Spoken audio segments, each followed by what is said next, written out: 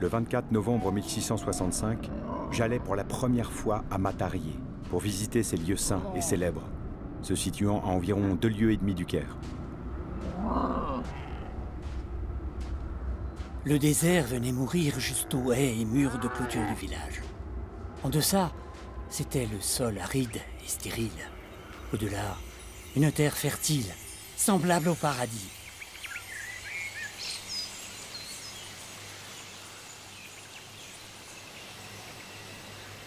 Nous traversâmes une forêt d'arbres, avec des citronniers, des orangers, des grenadiers en très grand nombre. Il y avait de grands buissons de jasmin, avec des milliers de fleurs qui répandaient une odeur exquise. Nous visitâmes d'abord une église construite dans le style italien.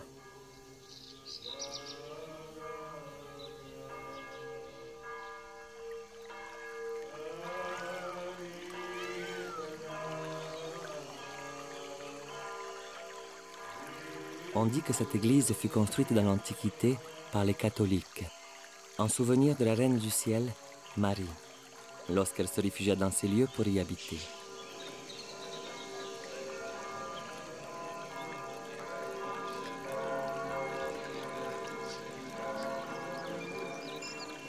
Nous vîmes une multitude d'orangers qui sont très chers chez nous. La fontaine de la bienheureuse Vierge Marie n'a pas toujours existé en ce lieu, mais a jailli tout à coup de façon miraculeuse. Fuyant la terre d'Israël à travers le désert, Joseph et la Vierge Marie avec l'enfant Jésus parvinrent assoiffés jusqu'ici. La Vierge Marie, préoccupée pour l'enfant, se mit en prière. C'est alors que, soudain, une source d'eau vive se mit à jaillir. Marie baigna l'enfant et y lava ses langes.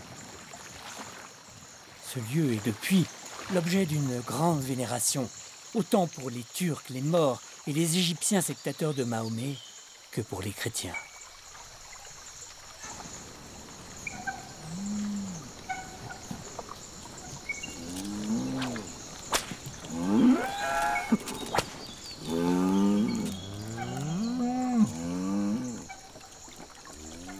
Cette eau est absolument parfaite, aussi bien par sa fraîcheur que par sa douceur. J'en ai donné un flacon à quelques malades atteints de la fièvre et tous guérirent par la grâce de notre Seigneur.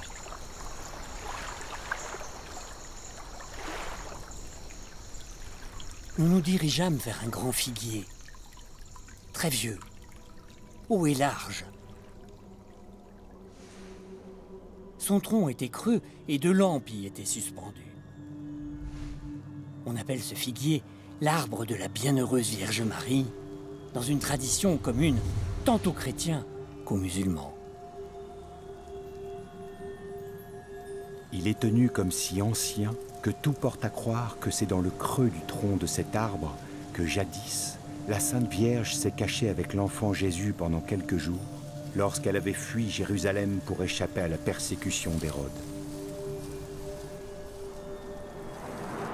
L'arbre se serait ouvert par miracle et par inspiration divine, la Vierge, son enfant et Joseph y seraient entrés pour échapper à leurs persécuteurs.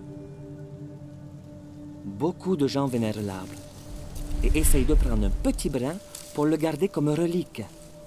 Les Turcs montrent un très grand respect à l'égard de la Vierge Marie, comme s'ils considéraient tout ce qui la concerne comme sacré.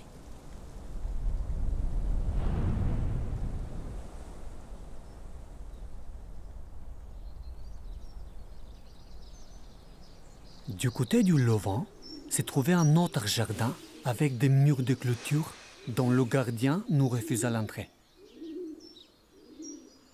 C'est là qu'on cultivait depuis plusieurs siècles les herbus du bon, si précieux et efficaces contre toutes sortes de plaies.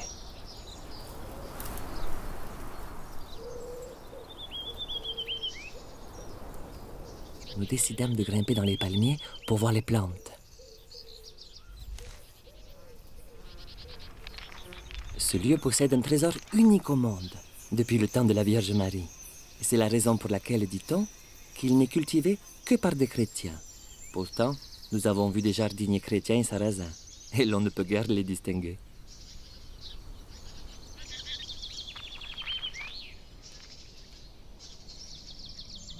C'était un vrai paradis terrestre. Il est étonnant de trouver tant de douceur au bord du désert aride que l'on retrouve dès que l'on dépasse les murs du jardin.